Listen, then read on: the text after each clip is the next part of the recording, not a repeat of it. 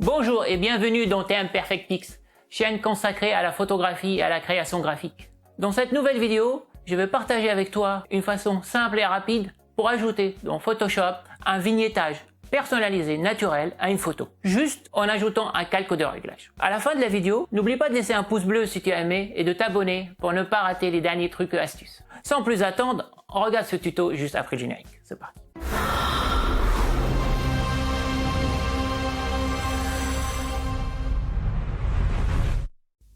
Nous voici dans Photoshop.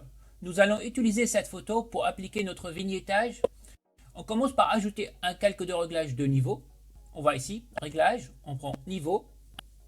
Cela nous a ajouté un calque de réglage au-dessus de la photo. Dans les propriétés du calque de réglage, on va assombrir l'image en baissant les zones claires, comme ceci. Adapter selon ton inspiration.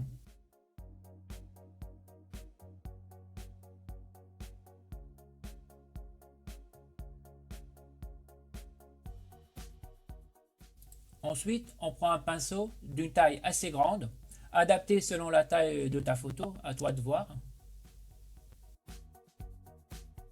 Très important, ensuite définir la dureté du pinceau à 100%, comme ceci.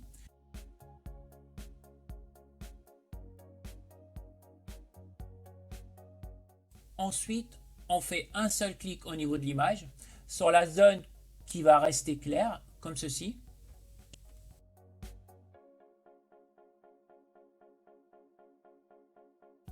Ensuite, on fait CTRL-T pour adapter ma zone de vignettage, c'est-à-dire la zone que je souhaite garder claire et la zone à assombrir sur la photo, qui va représenter le vignettage en fait.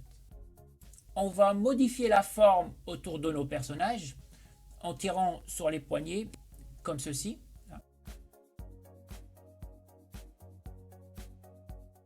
Si vous êtes avec la version 2019-2020 de Photoshop, pour déformer la zone de manière non proportionnelle, il faut maintenir la touche Shift appuyée pendant qu'on tire sur les poignets.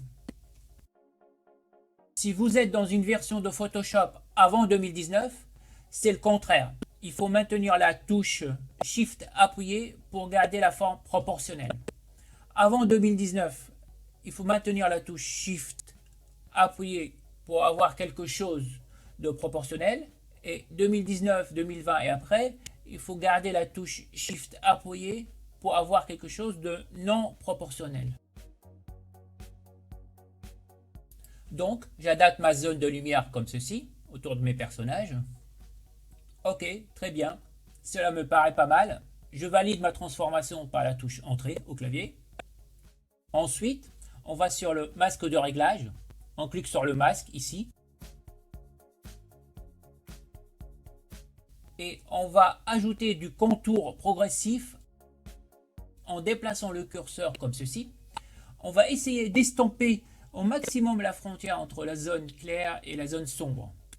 C'est le réglage subjectif à adapter selon ton inspiration et l'effet que tu souhaites donner à ta photo, bien sûr. Pour cette photo, je vais m'arrêter à peu près par là. Cela me paraît pas mal. C'est fini, on pourrait s'arrêter là. Mais sur cette photo, j'aimerais que la lumière des bougies et des lampes qu'on voit ici ne soit pas affectée par mon vignettage.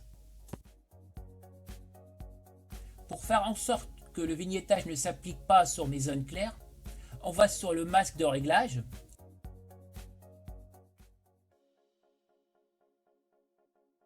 Là, à l'extrémité du calque, on fait double clic sur l'extrémité. Au niveau du panneau de style de calque, option de fusion, ici, on va exclure toutes les zones claires de notre vignettage. On va prendre le curseur du calque du dessous et on va exclure toutes les zones claires comme ceci, comme je fais sur l'écran là. Ça apparaît sur la photo, mais avec les transitions entre les zones claires et les zones sombres est assez brute et pas très esthétique. Pour faire quelque chose de plus progressif, bon, on revient en arrière, maintenir la touche Alt enfoncée et on clique sur le curseur. Cela divise le curseur en deux parties. On va prendre la partie de gauche et la déplacer comme ceci. On voit bien sur la photo que les lumières commencent à apparaître progressivement avec des délimitations plus douces. Là aussi, dès que tu as l'effet que tu recherches, tu peux t'arrêter. C'est vraiment subjectif. Une fois que tu es satisfait du résultat, tu fais OK. Et voilà, notre vignettage rapide et personnalisé appliqué sur notre photo. C'est un peu plus cosy que la photo d'avant. La photo de départ de ce tutoriel et la photo après, avec notre vignettage plus cosy, une ambiance plus chaleureuse. Le tutoriel est terminé. Je vous remercie d'avoir assisté à cette vidéo et je vous dis à la prochaine. Ciao!